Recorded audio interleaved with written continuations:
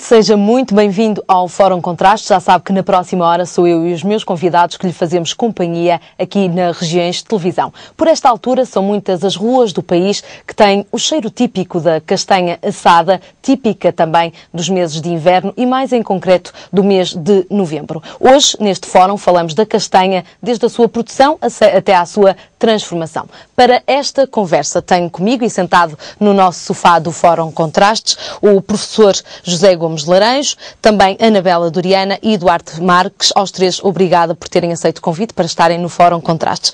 Eu começava a perguntar aqui ao professor Gomes Laranjo: comemos castanhas assadas, cozidas, a acompanhar um prato. São várias as maneiras de apreciar a castanha. Somos um país de castanha, professor? Sim, efetivamente nós somos um país de castanha já de há alguns milhares de anos.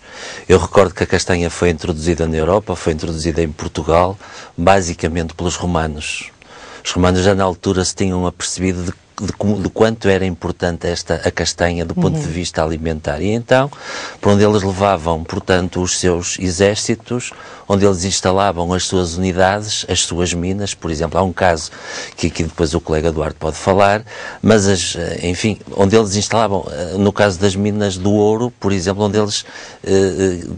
portanto, queriam extrair, eles instalavam os castanheiros por causa da castanha para lhes dar, portanto, o suporte alimentar. Portanto, nós somos um país de castanha, somos um país que produz muita castanha, de facto, somos um dos maiores produtores europeus de castanha, estamos no lote dos segundos produtores e se nós nos compararmos em termos de área com a França, com a Itália, com a Espanha, nós vemos, de facto, como é importante a castanha em Portugal.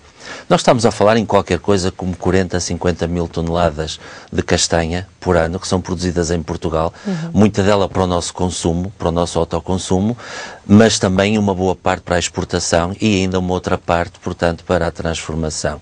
Somos efetivamente um país de castanha, um país que consome castanha, um país que gosta de castanha. Fala-me do exército romano e é curioso porque eu creio que em determinadas alturas a castanha substituiu mesmo o pão e a batata, não é? Sem dúvida. A castanha é conhecida, o castanheiro é conhecido como a árvore do pão. E eu acho que isto diz tudo. Eu tenho dito muitas vezes nos meus textos que o castanheiro é como uma espécie de árvore doméstica. Assim como o porco é um animal doméstico, o castanheiro é uma árvore doméstica. O que é que eu quero dizer com isto?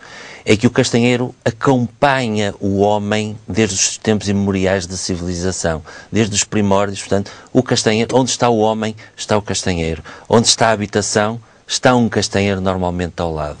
Portanto, ao castanheiro, o homem aprendeu a ir buscar quase tudo, desde a madeira até aos frutos para a sua alimentação e daí a árvore do pão, passando também pelo aproveitamento das suas folhas para chás. O homem habitava em construções feitas de castanheiro, o homem alimentava-se de castanha, o homem tomava chá feito com folhas de castanheiro, o homem dava a castanha aos animais para depois, portanto, aos animais domésticos, nomeadamente aos porcos. Não é por acaso que, por exemplo, os famosos enchidos de vinhais o são também, porque tem algo intrínseco. E esse algo que aí está é uma alimentação na fase final, portanto, de vida dos porcos, feita com castanha, que depois dá um valor acrescentado, portanto, a estas castanhas. Os romanos eram efetivamente muito espertos. Não deixaram de levar a castanha para onde eles iam e eles são os principais causadores desta enorme dispersão da castanha na Europa. Eu recordo que a castanha tem uma série de potencialidades. Nós vamos conhecendo essas potencialidades, mas infelizmente o verdadeiro potencial da castanha como alimento ainda não está completamente passado para a opinião pública. E este é um dos nossos trabalhos, é um dos nossos grandes desafios neste momento. Porque, efetivamente, quando nós olhamos para a castanha, olhamos para um alimento livre, portanto, sem glúten, e isto é muito importante, porque abre uma série de possibilidades ao nível da transformação alimentar muito grande.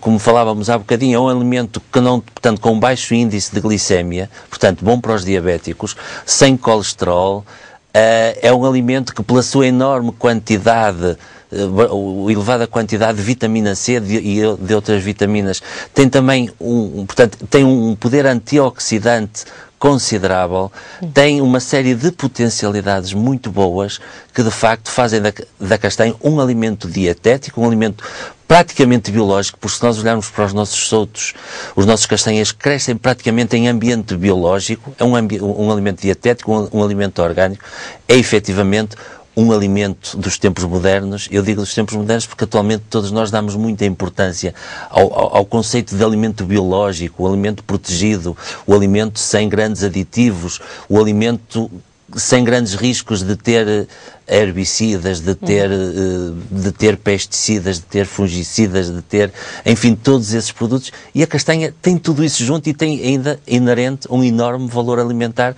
como eu acabei de dizer, enormes propriedades dietéticas. Isto é, não posso deixar de referir numa conferência onde eu estive, que um dos investigadores que lá esteve presente dizia qualquer coisa deste tipo. Nós recomendamos, eram nutricionistas, o consumo em média de 8 castanhas por dia, que faz muito bem, como uma boa medida para prevenir uma série de problemas de saúde.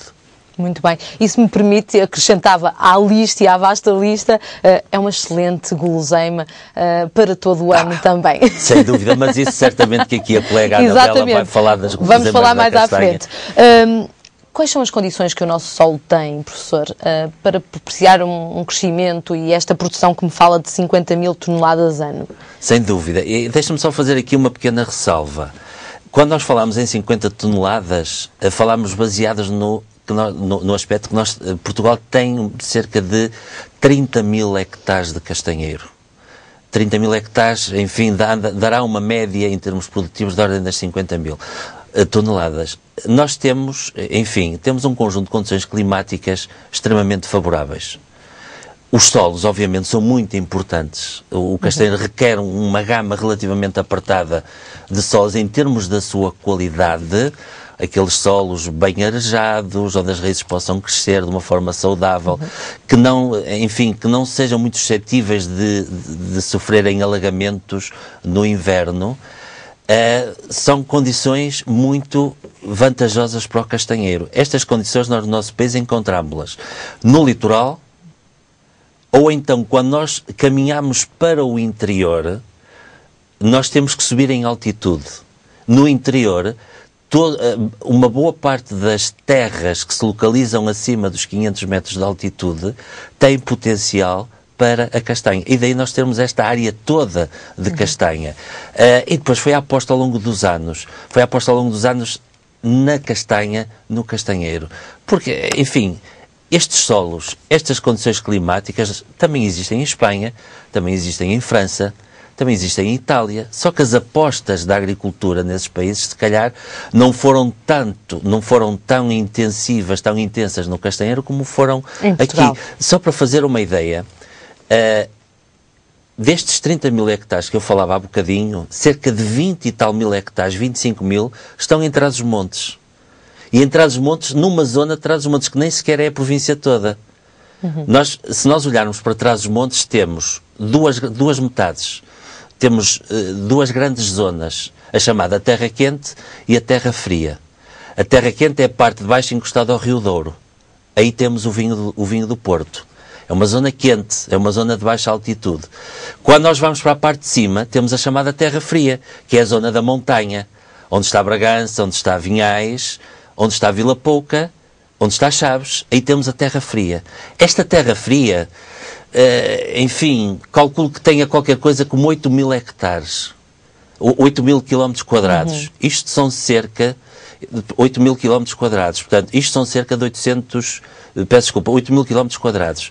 É nestes 8 mil quilómetros quadrados que nós temos, portanto, os tais cerca de 25 mil hectares de castanheiro. Aproximadamente um quarto desta terra está ocupada com castanheiros. Isto tem uma influência decisiva na economia destas populações. Exatamente. E é por estes motivos e por estas qualidades todas, creio eu, que nasce exatamente a Rota da Castanha. Quero, em leves traços, falar-me um bocadinho da Rota da Castanha, desta Rota da Castanha que eu vou mostrar.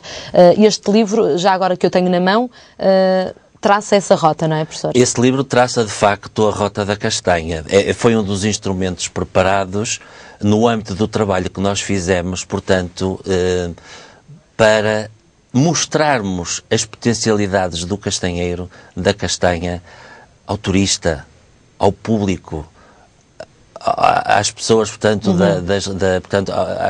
das zonas urbanas, portanto, de fora da região. Nós dizíamos, eu devo dizer que a castanha, portanto, tem um valor não só como produção agrícola, e é isso que este instrumento, que este trabalho quis chamar a atenção, mas tem também um enorme potencial do ponto de vista do turismo, por causa da sua tradição, da sua cultura, de tudo aquilo que tem inerente, que é o resultado de 2000 anos da presença junto ao homem. Portanto, tem uma influência muito grande nas tradições daquelas populações, sem dúvida.